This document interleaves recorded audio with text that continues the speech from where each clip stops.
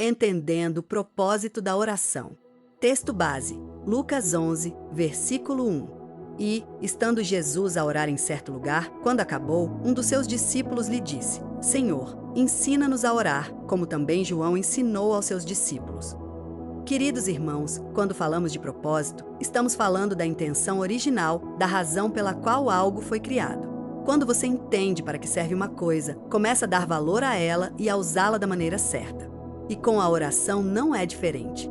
Muitos cristãos ainda não compreendem de verdade a sua importância e por isso acabam deixando de lado, não fazendo dela uma rotina.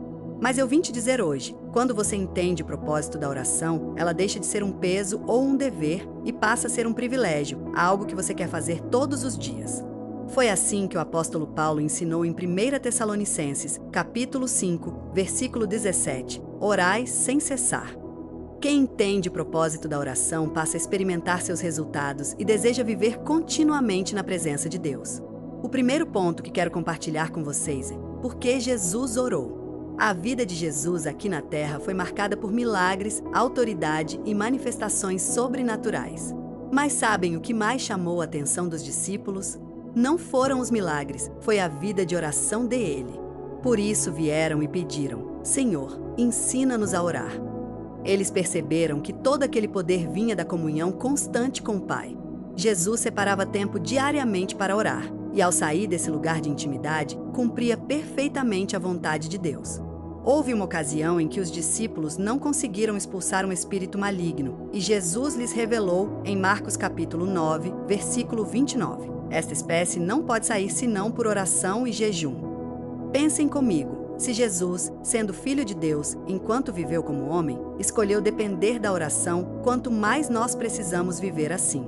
A oração nos conduz à intimidade com Deus, fortalece nossa fé e nos permite ouvir sua voz e receber direção para cada situação.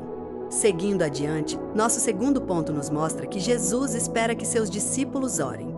No Evangelho de Mateus, capítulo 6, Jesus não disse se vocês orarem, mas sim quando orardes.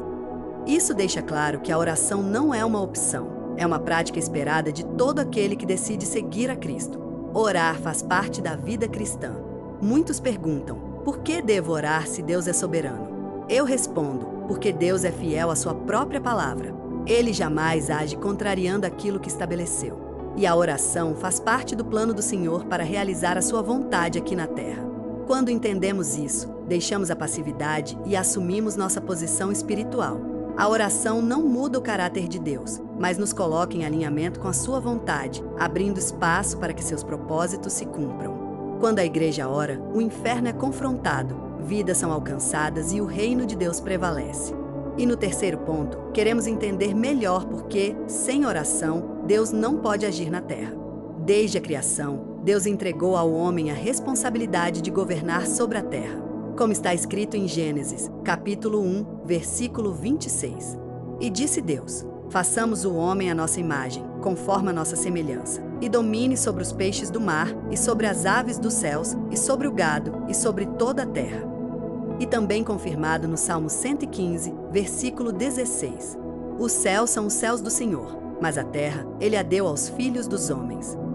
Deus nunca quebra sua palavra. Foi por isso que Jesus veio ao mundo como homem, de forma legítima, para cumprir a redenção.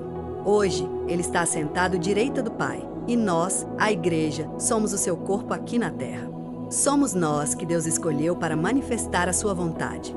A oração é a maneira pela qual cooperamos com Deus. Ao longo das Escrituras, Ele sempre agiu através de pessoas, como Abraão e Moisés, e hoje não é diferente. Ele continua procurando homens e mulheres dispostos a se colocar em sua presença.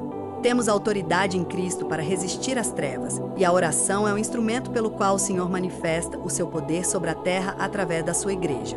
E para concluirmos, quero deixar com vocês esta verdade. A oração é, sem dúvida, um dos maiores privilégios concedidos ao cristão. Por meio dela, desfrutamos de intimidade com Deus, nos alinhamos à sua vontade e participamos daquilo que Ele deseja realizar no mundo. Jesus nos deixou o exemplo perfeito e espera que façamos o mesmo. Quando o povo de Deus ora com fé e coração aberto, o Senhor manifesta o seu poder, fortalece a igreja e estabelece os seus propósitos.